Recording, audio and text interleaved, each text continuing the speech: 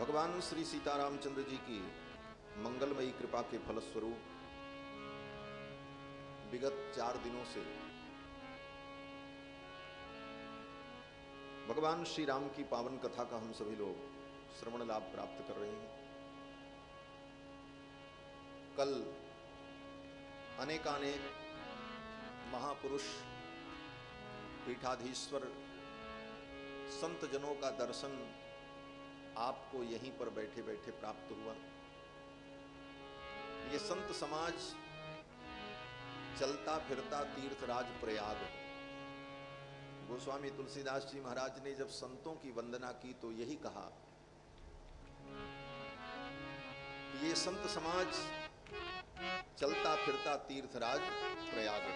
मुद मंगलमय संत समाजो, मुद मंगलमय संत समाजो, जो जग जंगम तीरथ राजो, जो जग जंगम तीरथ राजो, जो जग जंगम तीरथ राजो, जो जग जंगम तीरथ राजो, मुद मंगलमय संत समाजो, मुद मंगलमय संत समाजो, मुद मंगलमय संत।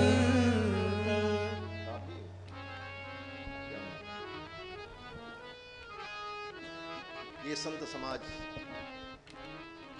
चलता फिरता तीर्थराज प्रयाग। तीर्थराज प्रयाग में आप जाकर के स्नान करो, बड़ा कठिन है, लेकिन ये संत समाज रूपी तीर्थराज प्रयाग स्वयं चल करके आपके द्वार पर आ जाता है। और एक अंतर और है, तीर्थराज प्रयाग में आप जाकर के स्नान करो तो उसका फल मरने के बाद मिलेगा।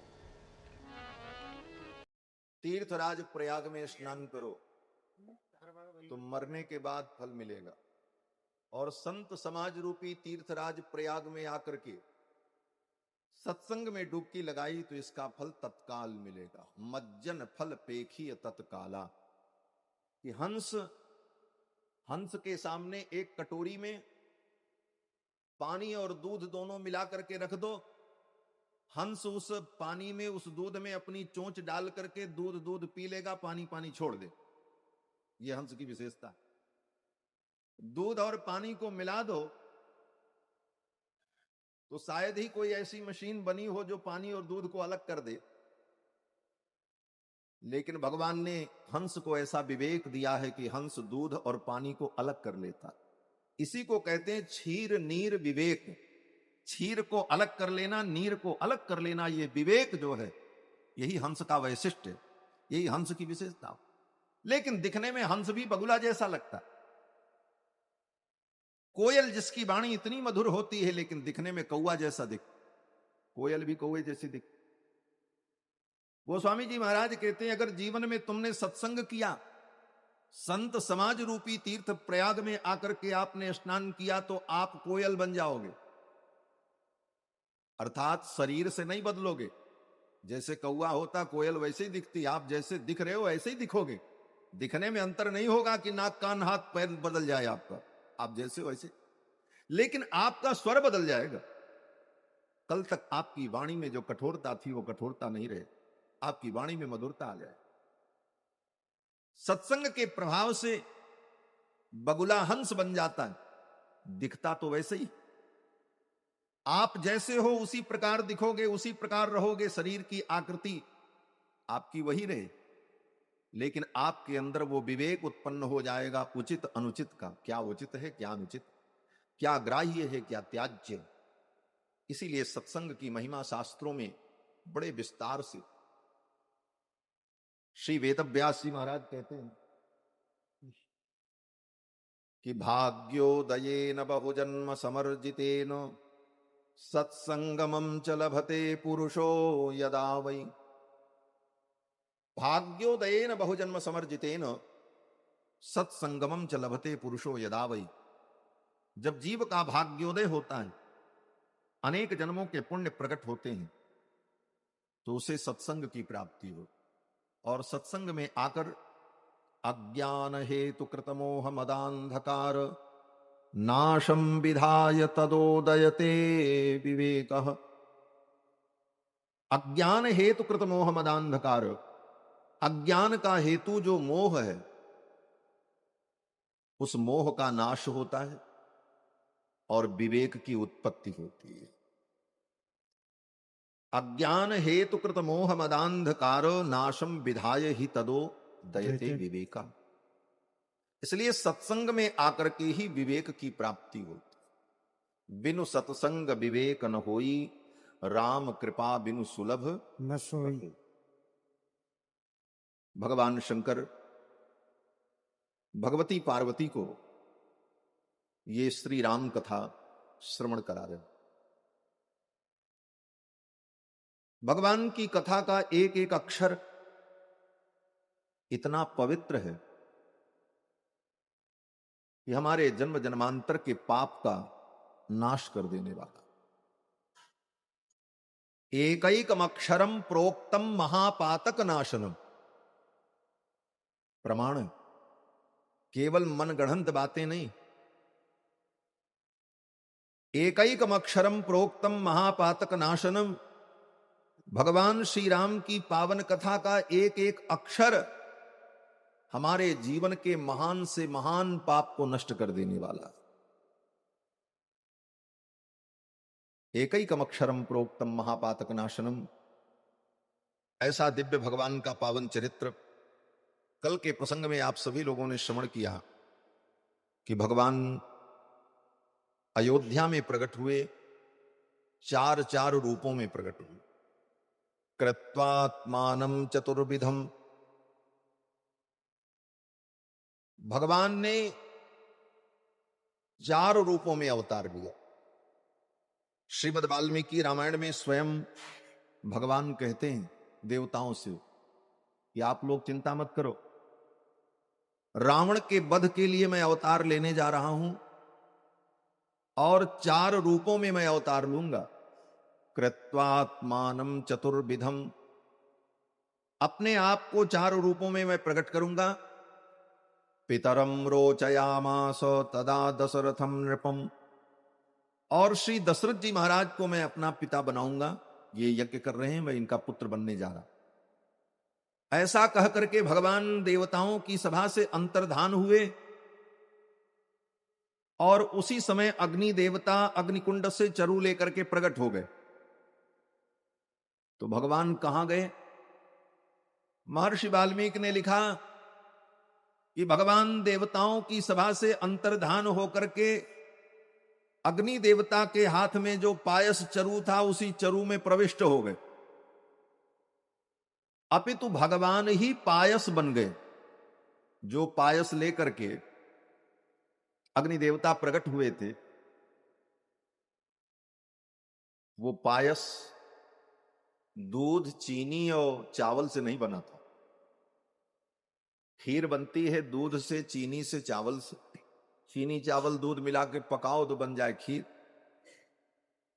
कहते वो पायस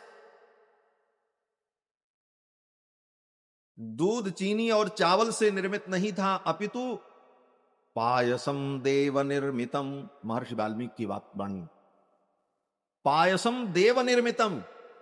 स्वयं देवाधिदेव भगवान नारायण ही पायस बन गए। पायसम देव निर्मितम। भगवान नारायण ही पायस बन गए। और फिर उस पायस के भक्षण से तीनों रानियां अंतर्वतनी हुई और भगवान आए। कहां आए? ये सब सिद्धांत की बात मैं कह रहा हूं, कथा तो आपको मालूम है। गर्भ में भगवान नहीं आए, भगवान यहां आए हृदय में। इसीलिए कौशल्या जी ने कहा मम उरसोबासी यह उपहासी। भगवान किसी के गर्भ में नहीं आते। भगवान किसी के गर्भ से जन्म नहीं लेते। क्यों? बोले जो गर्भ से जन्म लेता है वो मरता है। भगवान किसी के गर्भ में नहीं आते, इसीलिए भगवान कौशल्या के गर्भ से पैदा भी नहीं हुए। मां कौशल्या के सामने साक्षात भगवान प्रकट हो गए। भय प्रकट कृपाला दीन दयालु। गर्भ से कहां पैदा हो?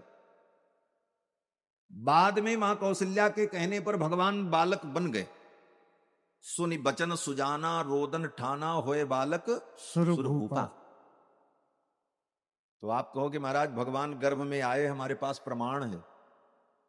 क्या प्रमाण है?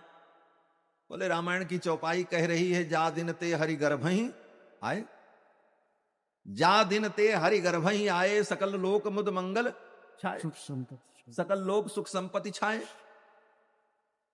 तो जा दिन ते हरि गर्भ ही आए गोस्वामी जी ने लिखा। बोले वहां पर जो हरि शब्द है उसका अर्थ है वायु। जा दिन ते हरि गर्भ ही आए, वायु से महारानी कौशल्या का गर्भ परिपूरित हो गया। हरि शब्द का अर्थ वायु भी होता है। गर्भे च वायुना पूर्णे, स्कंद पुराण में यही कहते कि महारानी कौशल्या का गर्भ वायु से परिपूर्ण हो गया। गर्भे च वायुना पूर्णे निर्लिप्तो भगवान स्वयं। भगवान तो किसी गर्भ में लिप्त नहीं होते। निर्लिप्तो भगवान स्वयं, भगवान मां कौशल्या के गर्भ में निर्लिप्त नहीं है, अपितु मां कौशल्या का गर्भ गर्भे च वायुना पूर्णे, वो तो वायु से परिपूर्ण हो गया। हरि शब्द का अनेक अर्थ होता है। हरि माने भगवान विष्णु, हरि माने इंद्र, हरि माने शेर, हरि माने बंदर, हरि माने मेढक, हरि माने सांप, हरि माने वायु। ये सब हरि शब्द के अर्थ हैं।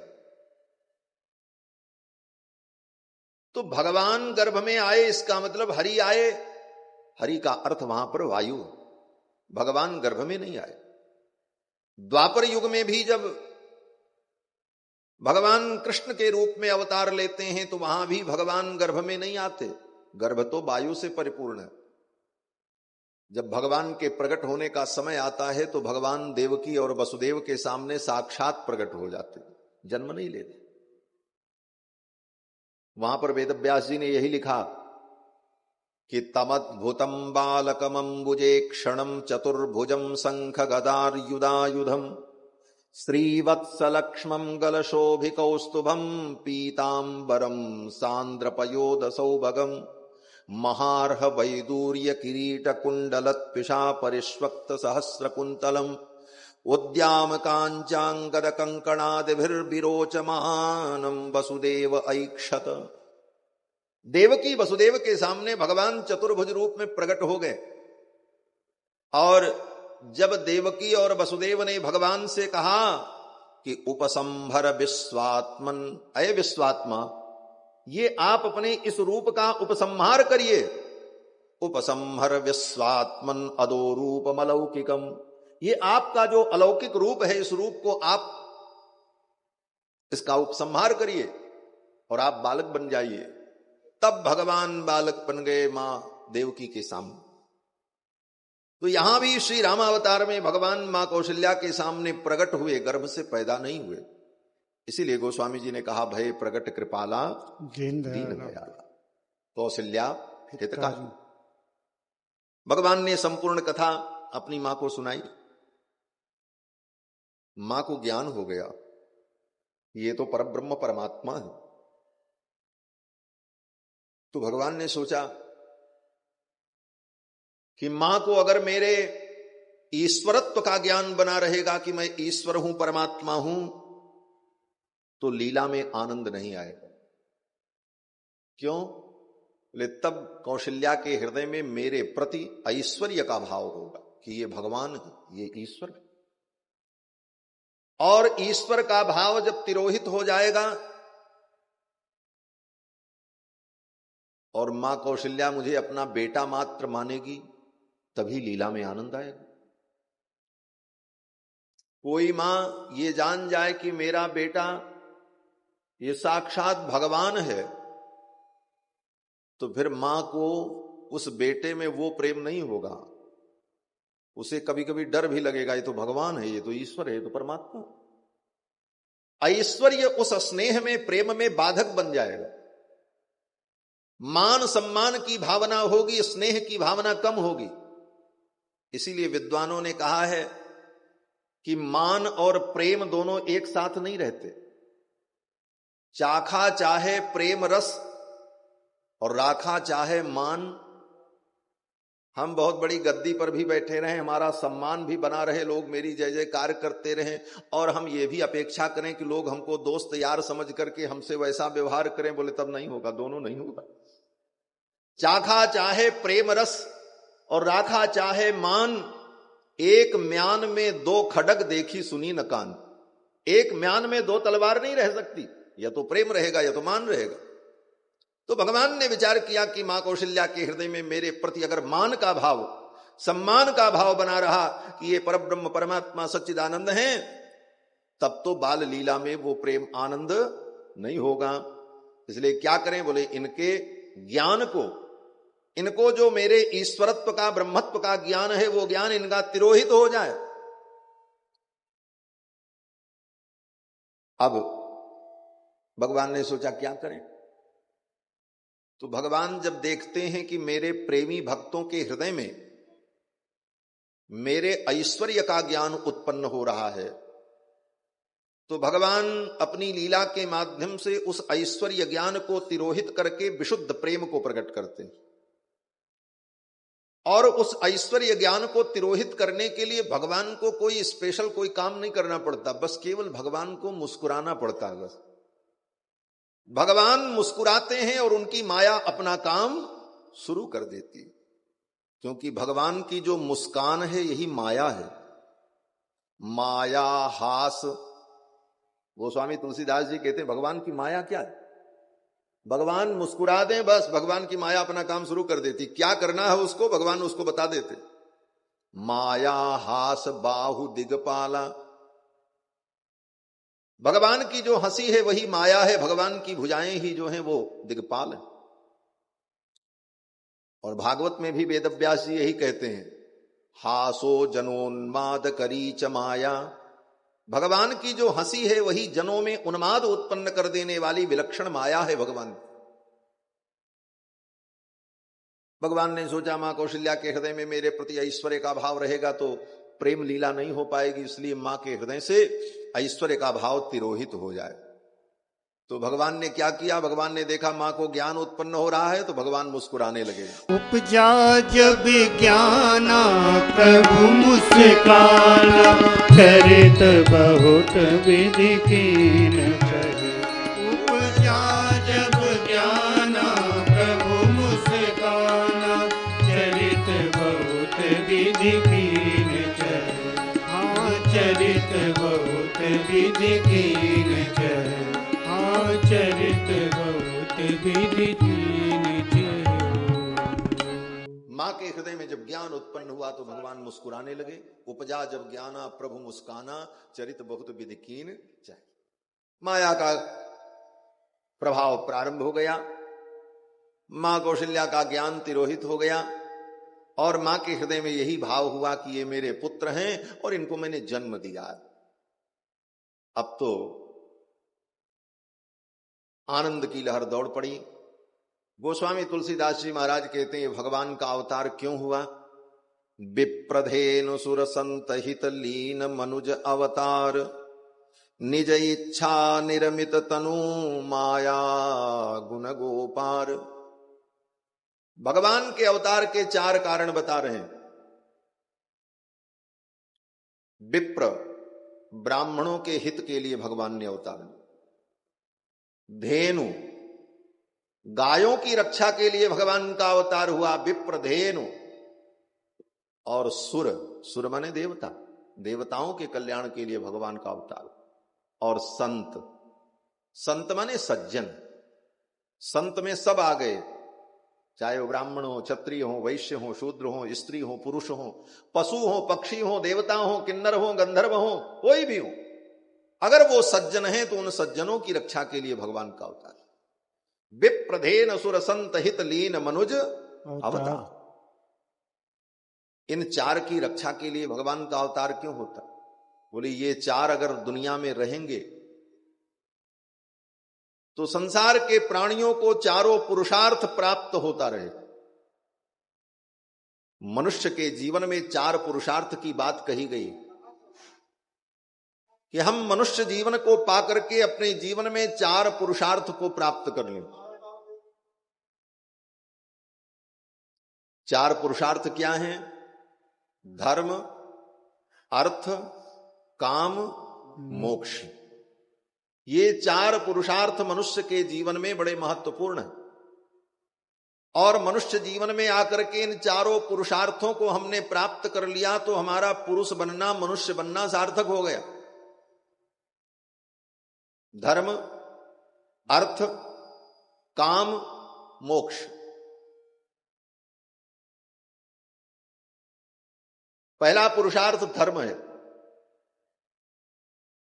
हम धर्म को जाने और धर्म के अनुकूल हमारा जीवन हो। धर्म क्या है? बोले सबका धर्म अलग अलग है। जो धर्म हमारा है वो आपका नहीं है, और जो आपका है वो हमारा नहीं। जो आपका धर्म है वो आपके पत्नी का धर्म नहीं है, जो आपके पत्नी का धर्म है वो आपका धर्म नहीं। हर व्यक्ति के धर्म अलग अलग है। धर्म व्यक्तिगत वस्तु है, धर्म सामूहिक वस्तु नहीं। जो वस्तु किसी के लिए धर्म हो सकती है वही दूसरे व्यक्ति के लिए अधर्म भी हो सकती है। इसलिए अपने अपने धर्म को जानना। गीता में इसी को भगवान श्री कृष्ण ने कहा कि स्वधर्मे निधनम श्रेयः परधर्मो भयावह। अपने धर्म में मर जाना श्रेयस्कर है, लेकिन दूसरे के धर्म का पालन नहीं करना चाहिए। पुरुष का धर्म अलग, नारी का धर्म अलग, ब्राह्मण का धर्म अलग, क्षत्रिय का धर्म अलग, वैश्य का धर्म अलग, शूद्र का धर्म अलग, ब्रह्मचारी का धर्म अलग, गृहस्थ का धर्म अलग, वानप्रस्थी का धर्म अलग, सन्यासी का धर्म अलग, सबके धर्म अलग अलग। तो अपने अपने धर्म को जानकर और अपने धर्म का पालन करना, ये धर्म नामक पुरुषार्थ है। इतनी बात हम लोग नहीं समझ पाते। लोग सोचते हैं सब धर्म सबके लिए। सामने वाला वो काम कर रहा है कोई धार्मिक अनुष्ठान, तो बिना जाने समझे व्यक्ति सोचता हम भी यही कर लें, ये धर्म है। पहले ये विचार करो वो तुम्हारे लिए है कि नहीं है, पहले ये तय करना।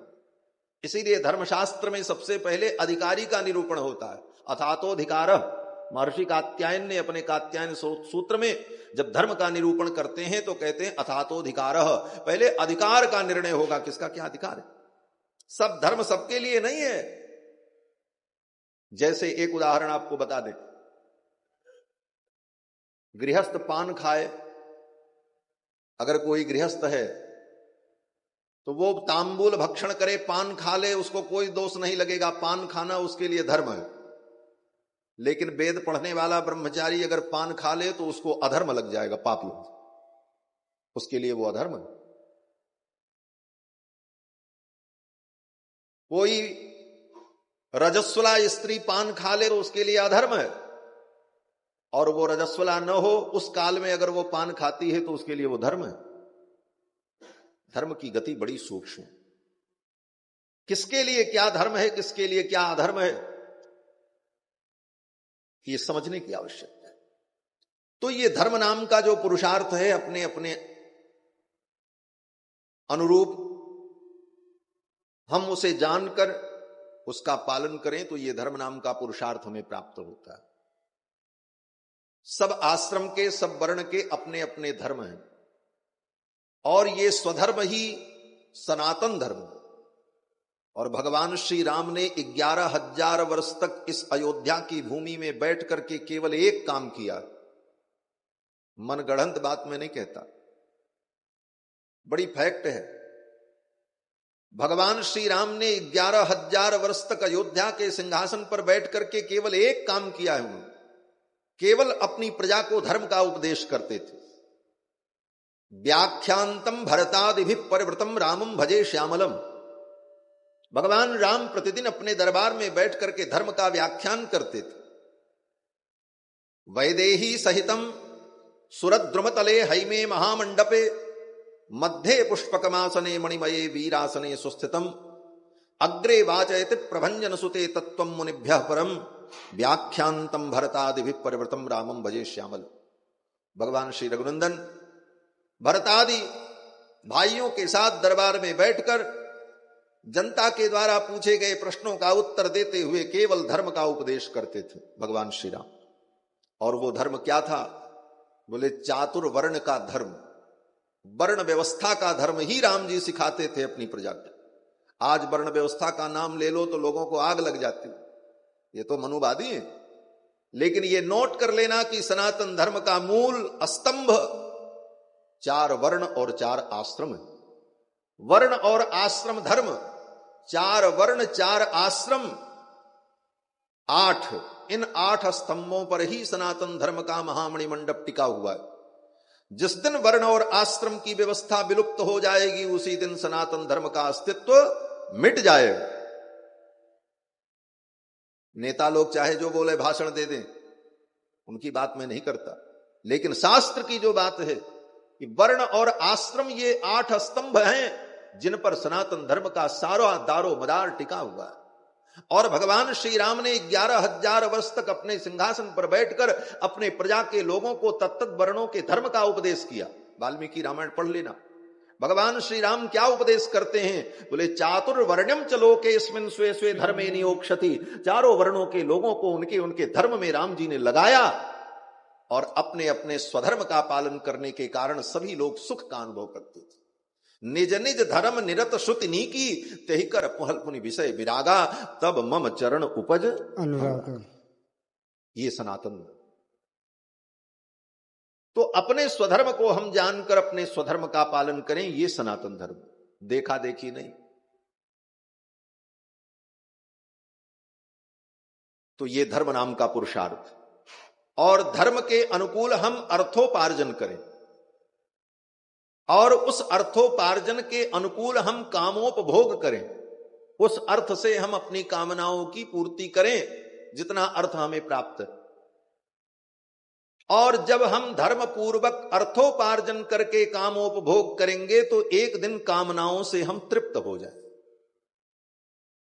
और अगर धर्म पूर्वक अर्थोपार्जन करके हमने कामनाओं का भोग नहीं किया, मनमाने ढंग से कामनाओं का भोग किया, तो ये कामनाएं कभी तुम्हारी तृप्त नहीं होंगी और अतृप्त काम होकर के कभी भी तुम मोक्ष के अधिकारी नहीं हो सकते। इसीलिए 4 पुरुषार्थों का क्रम बताया शास्त्र में, धर्म अर्थ काम मोक्ष। पहले धर्म, धर्म पहला पुरुषार्थ है और धर्म के अनुकूल अर्थोपार्जन, अर्थोपार्जन जितना हो उसके अनुकूल कामोपभोग। और तब उस कामोपभोग का परिणाम क्या होगा? बोले काम से निवृत्ति। और काम से निवृत्ति का तात्पर्य क्या है? बोले मोक्ष की प्राप्ति, मोक्ष पुरुषार्थ। नास्तिक तो कहता है कि 2 ही पुरुषार्थ हैं, अर्थ कामो पुरुषार्थो। अर्थ और काम 2 ही पुरुषार्थ हैं, धर्म और मोक्ष नाम का कोई पुरुषार्थ नहीं होता। चारवाक तो यही कहता है नास्तिक। चारवाक सबसे बड़ा नास्तिक शिरोमणि है। चारवाक दर्शन कहता है कि इस संसार में रहो, सुख भोगो, यही सबसे अच्छी बात है। बस यावत जीवेत सुखम जीवेत ऋणम कृत्वा घृतम पिबेत। जब तक जियो सुख से जियो, ऋण लेके घी पियो। ऋण लेके घी पियो क्यों? बोले भस्मीभूतस्य देहस्य पुनरागमनम कुतः। ये शरीर नष्ट हो जाएगा, फिर कहां मिलेगा? परान्नम दुर्लभम लोके शरीराणि पुनः पुनः। दूसरे का अन्न कहां मिलेगा? खूब खाओ, मौज करो। अर्थ कामो पुरुषार्थो। अर्थ और काम 2 ही पुरुषार्थ हैं, बाकी धर्म और मोक्ष नाम का कोई पुरुषार्थ नहीं। और पितरों को पिंडदान देने की जरूरत नहीं है, किसी को मिलता उलता नहीं, सब झूठी बात है। नास्तिक तो यही कहते हैं। चारवाक ने कहा कि अगर यहां पिंडदान करने पर पितृलोक में पितरों को मिल जाता हो, यहां पिंडदान करने पर वो पिंड वहां पहुंच जाए उतनी दूर, तो फिर संसार में कोई व्यक्ति किसी यात्रा पर जाता है तो साथ में भोजन ले जाने की क्या जरूरत है? उसके घर में उसके नाम पे दे दिया जाए, रास्ते में उसको मिल जाए। तो जब यहां किसी को भोजन देने पर रास्ते में नहीं मिलता है तो पितरों को पिंडदान देने से वहां कैसे मिलेगा? व्यर्थ पाथेय कल्पना, ये तो पाथेय कल्पना व्यर्थ है। तो ये सब कुतर्क है नास्तिकों के, और इन सारे कुतर्कों का उत्तर भी है, लेकिन यहां उत्तर देने का समय नहीं। मूल बात पर आइए कि धर्म अर्थ काम मोक्ष, ये 4 पुरुषार्थ जो हैं, इनका एक क्रम है। अर्थ काम 2 पुरुषार्थ जो बड़े खतरनाक हैं। अर्थ की प्राप्ति के लिए व्यक्ति अनर्थ कर देता है, काम की पूर्ति के लिए बड़े से बड़े अनर्थ को अंजाम दे देता है। ये 2 पुरुषार्थ ऐसे हैं कि इन पुरुषार्थों को पाने के लिए व्यक्ति कुछ भी करने को तैयार है। इसलिए इन दोनों पुरुषार्थों को धर्म और मोक्ष के बीच में रखा गया। पहले धर्म, फिर अर्थ काम, और फिर अंत में मोक्ष। तुम्हारी काम की धारा और तुम्हारी अर्थ की धारा इतनी उच्छृंखल न हो जाए कि तुम्हारे जीवन में विनाश पैदा कर दे। इसलिए धर्म और मोक्ष के तटबंधों से उसे बंधित करके जब काम और अर्थ की धारा प्रवाहित होगी तो जीवन में तुम्हें शांति और सुख की प्राप्ति हो। इसलिए धर्म और मोक्ष रूपी तटबंध के बीच में अर्थ और काम को रख करके सेवन करने का विधान शास्त्र ने कहा। तो धर्म अर्थ काम मोक्ष, ये 4 पुरुषार्थ हमें जीवन में प्राप्त हों, और इन चारों पुरुषार्थों को प्राप्त कराने वाले साधन कौन है? धर्म कैसे मिलेगा? पहला साधन धर्म, पहला पुरुषार्थ है। लेकिन धर्म का ज्ञान आपको कैसे होगा? धर्म का ज्ञान कैसे होगा? किसी विद्यालय में होगा? धर्म की बात बताने के लिए कोई विद्यालय नहीं बना। इंजीनियर बनाने के लिए, डॉक्टर बनाने के लिए, बदमाश चोर बनाने के लिए विद्यालय है, लेकिन धर्मात्मा बनाने के लिए कोई विद्यालय नहीं खोलता। धर्म का कोई विद्यालय हो तो बताओ जहां धर्म का ज्ञान दिया जाए। तो धर्म का ज्ञान कहां मिलेगा? बोले धर्म रूपी पुरुषार्थ का ज्ञान कब होगा? बोले जब ब्राह्मण होंगे तब होगा। ब्राह्मण ही धर्म का उपदेश करेंगे। और जो भी तुम धर्म कर्म करोगे, यज्ञ करोगे, दान करोगे, हवन करोगे, पूजन करोगे, श्राद्ध करोगे, तर्पण करोगे, जितने धर्म करोगे वो सब धर्म कराने वाले कौन होंगे? बोले ब्राह्मण हो। ब्राह्मण रहेगा तभी धर्म नामक पुरुषार्थ रहेगा तुम्हारे जीवन। इसीलिए ब्राह्मण की रक्षा के लिए भगवान का अवतार होता है। विप्र पहले कहा। तो धर्म रूपी पुरुषार्थ हमें जीवन में तब प्राप्त होगा जब हम ब्राह्मणों के द्वारा ज्ञान प्राप्त करेंगे, उनके द्वारा हम धर्म की शिक्षा प्राप्त करेंगे। ये धर्म नाम के पुरुषार्थ के लिए ब्राह्मण की रक्षा जरूरी है। और दूसरा पुरुषार्थ क्या है? बोले अर्थ। अर्थ माने धन। धन रूपी पुरुषार्थ की प्राप्ति का मूल उत्स धेनु है, गाय। गाय के रहने पर ही समृद्धि होती। समृद्धि का मूल अगर कोई इस पृथ्वी पर है तो वो गो माता है। वाल्मीकि रामायण पढ़ना। रावण राक्षस है, लेकिन रावण भी गौ की महिमा को जानता है।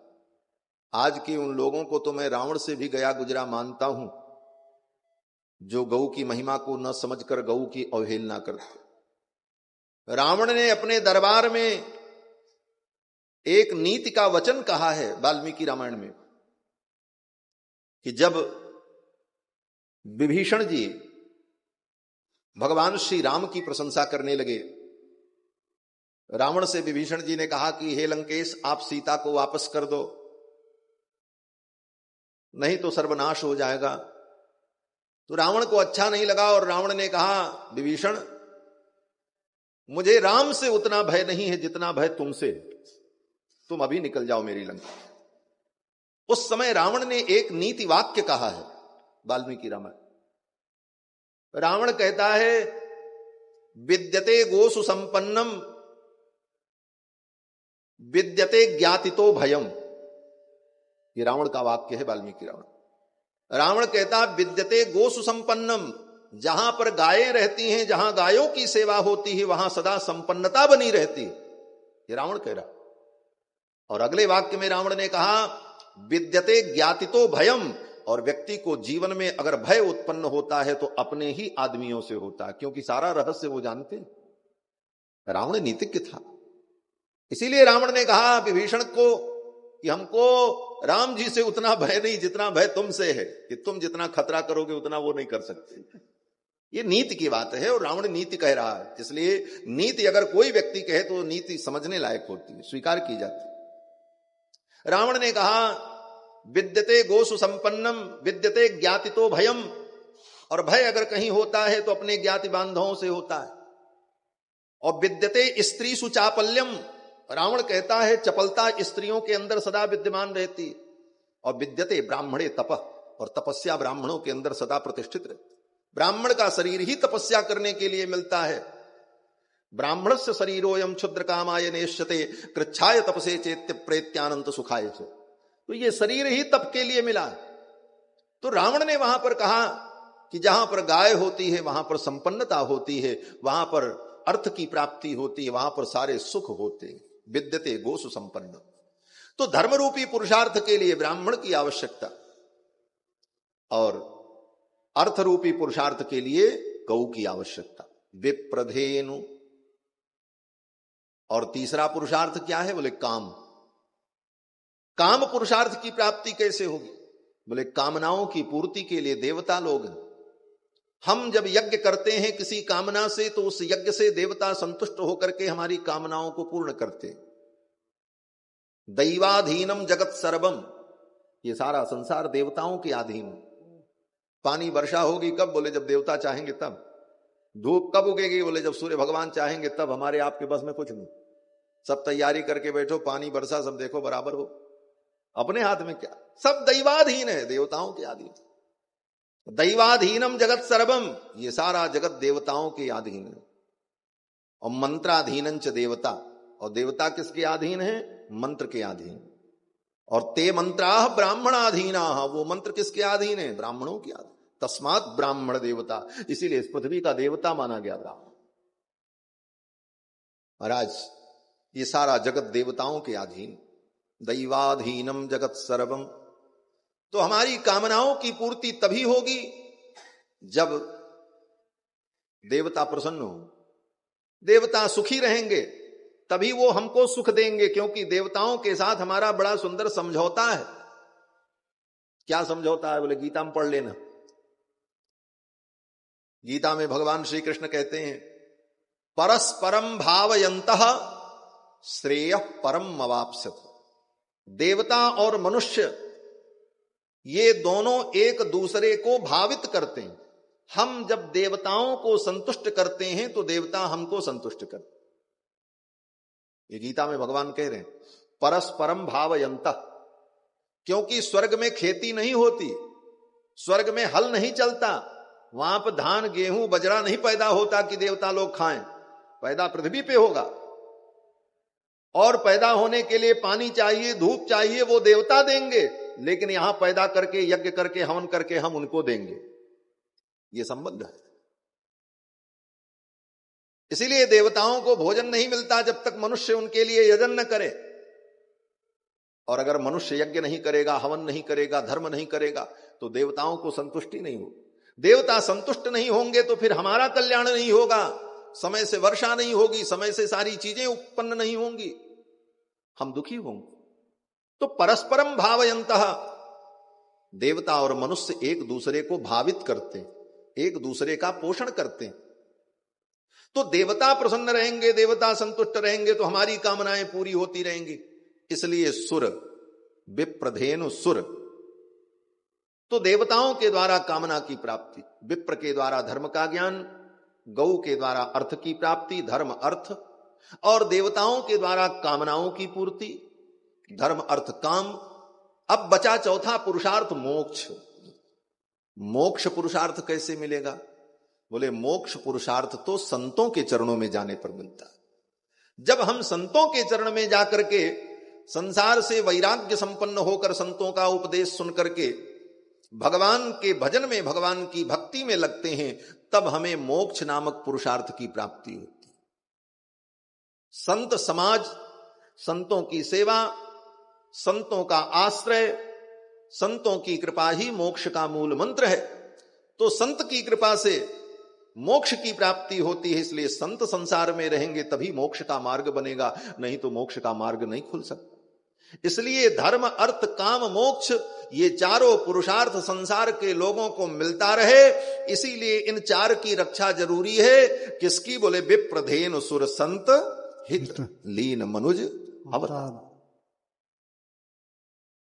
विप्रधेनु सुर संत हित लीन मनुज अवतार, निज इच्छा निर्मित तनु माया गुण गोपार।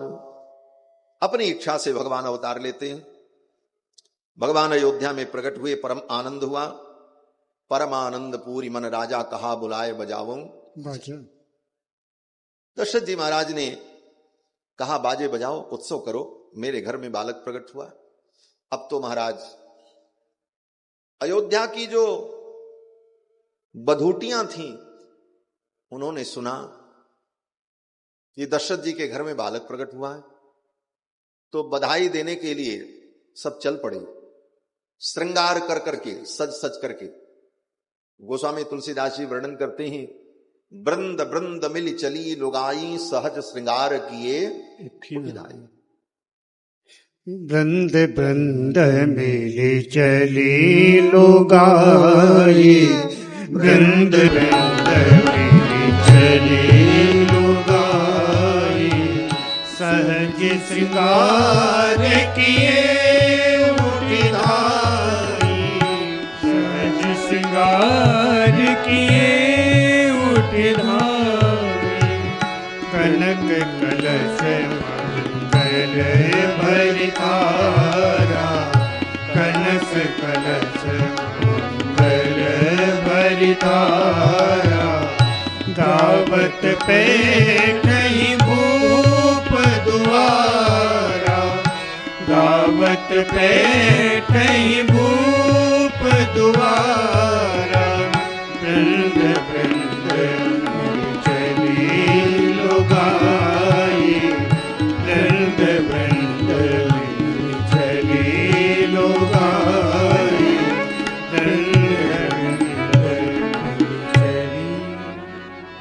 वृंद वृंद मिली चली लुगाई।